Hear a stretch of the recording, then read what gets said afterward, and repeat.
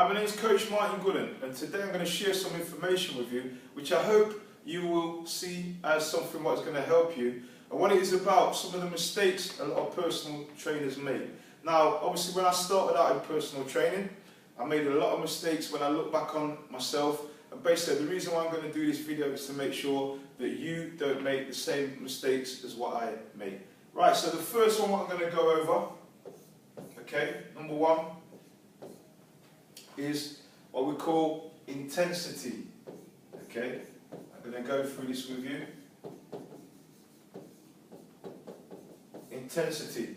And basically what I'm saying here about intensity, what a lot of personal trainers do, they train their clients like they're training themselves, which means that sometimes it's very intense. Now don't get me wrong, if you're working with like a professional athlete or somebody who really likes to be pushed, who really trains very regularly and trains very intense, and they're used to that type of training, that's exactly fine, that's fine, nothing wrong with that.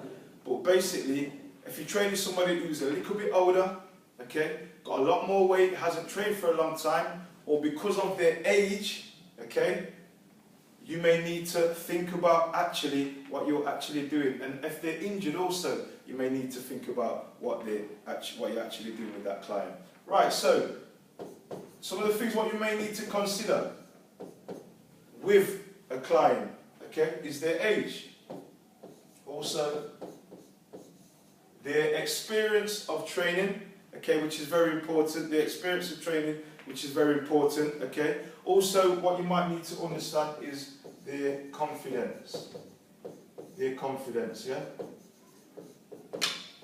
Not everybody's got confidence, okay. Not everybody's got confidence, so you might need to check out the confidence of that individual before you start finding out how you're going to actually work with that confidence. So, again, tip number one to consider is their age. Okay, you don't train somebody in the 50s the same way you train somebody in their 20s. Okay, the experience of the individual. You don't train somebody who's used to training nearly every day to somebody who's not used to training at all, hasn't trained for a lot of years. Okay, you don't train somebody the same way who's very confident and outgoing. Okay, to somebody who's very withdrawn and very shy and not used to training.